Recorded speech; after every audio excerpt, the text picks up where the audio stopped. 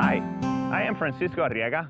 I'm a state soil scientist with the University of Wisconsin Extension Service, and today I'm located in Arlington, Wisconsin, and I want to talk to you about a soil penetrometer. It's a very useful device for figuring out if you have any soil compaction issues in your field.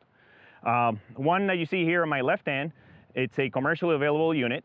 You can find them online and through catalogs, and all of them basically gonna have a T-handle, shaft, and a couple of tips that come with it, and also a gauge. So I want to go through some of these parts briefly to describe to you the penetrometer. So the penetrometer, essentially what you're trying to do is figure out how much resistance you have as you push this rod into the ground, which kind of equates or relates a little bit to soil, root growth in soil. So before you use the device, one thing that's I need to point out is that they come usually with this little collar here to prevent any damage during transit or storage. So make sure that you lower that before you use your penetrometer. So the next thing to figure out is, depending on your conditions, there's actually two different size tips, a half-inch tip and a 3/4 inch tip. So the choice of those tips depends on the type of soil you have. The smaller tip, you use that usually on soils that are harder. And the bigger tip, usually you would use that on soils that have better structure and are looser, such as the soils here where we're located here in Arlington. So you can unthread that. You're going to thread that tip at the end of your rod. So now the penetrometer is ready for use. Let me talk to you a little bit about the gauge, because it's really important to understand what the gauge is actually telling you. So the gauge actually has a scale that it's measuring PSI, or pounds per square inch. And you would see that it actually has a green area, a yellow area, and then a red area. So the green area is usually about 0 to 200 PSI, and then from there to 300 it starts the yellow area. 300 PSI and above is usually what is considered root restrictive, and indicating of soil compaction issues. But I want you to take that with a grain of salt, because there's other factors that affect this penetrometer measurement.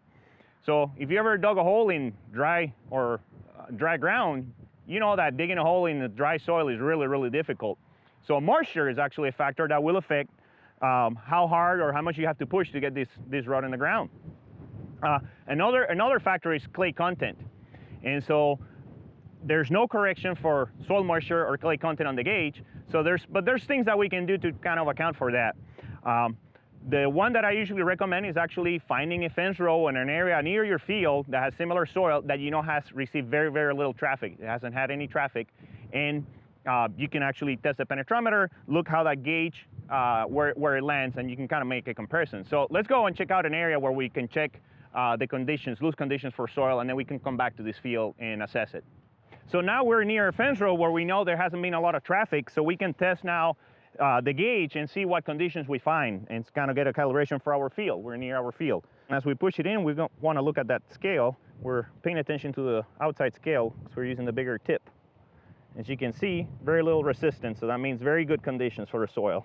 So we go a little bit deeper, you can see it's increasing. We're close to 100 PSI, but not even near. So as an example, we're going to assess soil compaction in this field that was harvested for corn silage. Typically, in a corn silage scenario, you have a high risk for compaction due to all the traffic that occurs during the silage harvest. So you want to go and check your compaction in a zigzag manner, such as soil sampling. And you can look at that on the A2100 publication from Extension. So another feature of the penetrometer, as you can see, if you look at the rod, it actually has these markings in about 3-inch intervals. And so what that allows you to do is assess the depth or the thickness of the compacted layer. So later on, you can set up your tillage equipment properly. So you want to get into your field and find areas that you suspect compaction and start pushing the penetrometer in.